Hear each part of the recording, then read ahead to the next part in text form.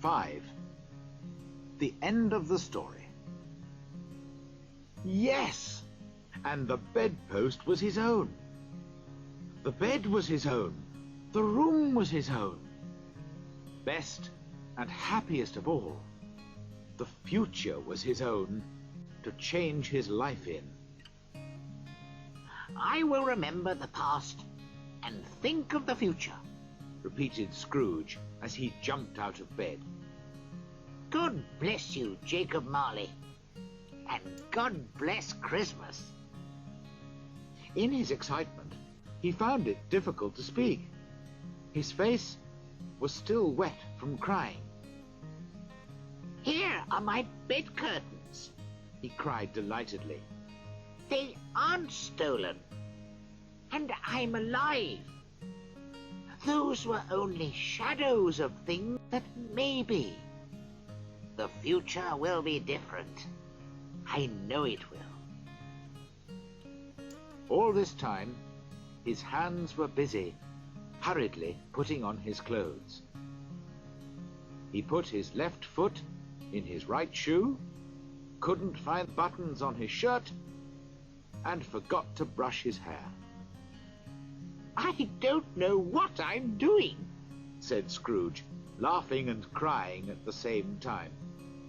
A Merry Christmas to everybody. A Happy New Year to all the world. Hurrah! There's the door which Jacob's ghost came through. There's the corner where the ghost of Christmas present sat.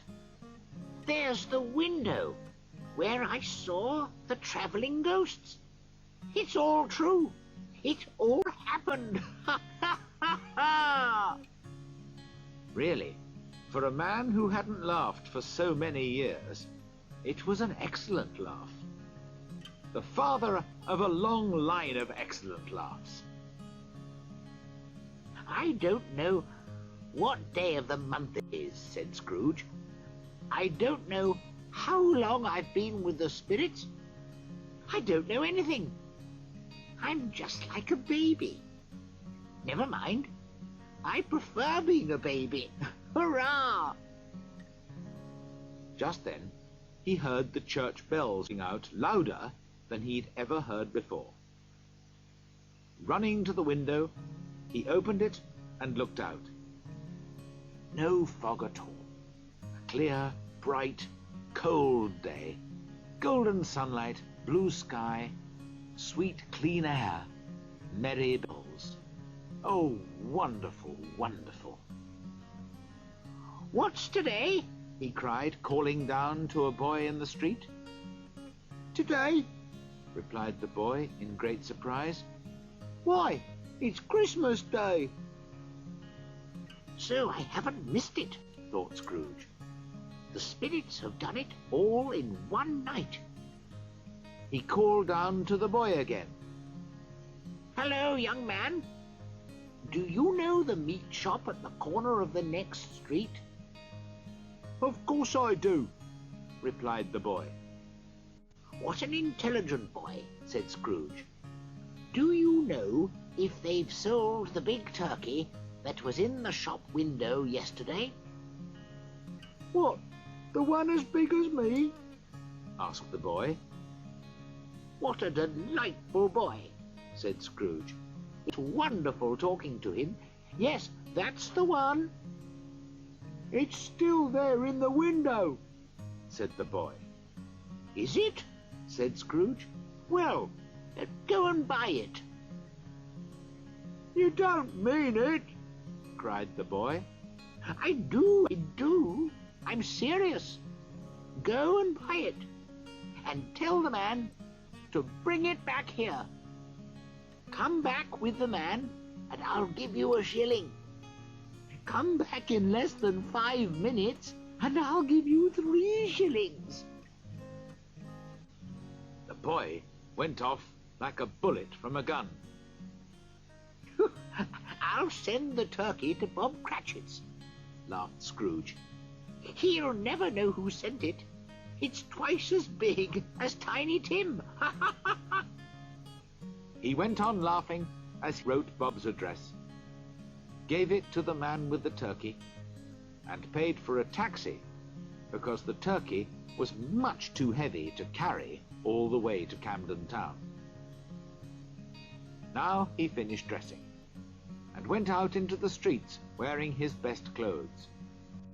The town was full of happy, busy people, and Scrooge smiled at all of them. 3 or 4 men said cheerfully to him, "Good morning, sir, and a Merry Christmas to you." Scrooge thought these were the best sounds that he had ever heard. As he was walking, he suddenly noticed one of the comfortable-looking gentlemen who had come to his office to ask for money for the poor.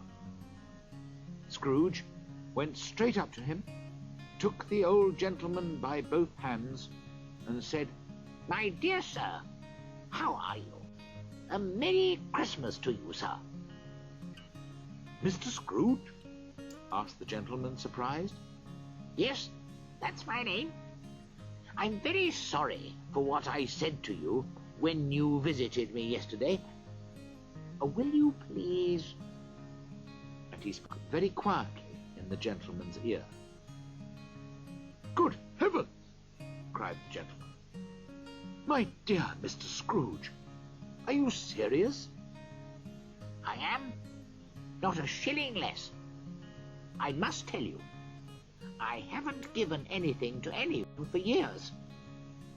"My dear sir," said the gentleman, shaking hands with him, "I don't know how to thank you for—" "Don't say anything, please," replied Scrooge.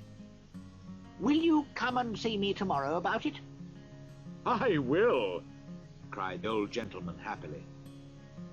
"Thank you, and God bless you," said Scrooge. He went to church and watched the people and gave children money for sweets and discovered that he had never been so happy in his life. In the afternoon, he went to his nephew's house. He passed the door several times before he was brave enough to knock. But at last he did it, and was taken into the sitting room, where Fred and his pretty wife were waiting for their friends to arrive for dinner. "Fred," said Scrooge, "it's your Uncle Scrooge. I've come to dinner. Will you let me stay, Fred?" Let him stay? Fred almost shook his uncle's arm off. Scrooge felt at home in 5 minutes. Nothing could be merrier. And what a wonderful dinner they had. Wonderful party, wonderful games, wonderful happiness. But he was early at the office next morning. Oh, he was there early. He wanted to catch Bob Cratchit arriving late. And he did. The clock struck 9. No Bob. 1:15. No Bob. He was 18.5 minutes late when he finally hurried in. Scrooge was sitting with his office door open. "Hello," said Scrooge in his old, hard voice. "What do you mean by coming here so late?" "I'm very sorry, sir," said Bob. "I am late. It's only once a year.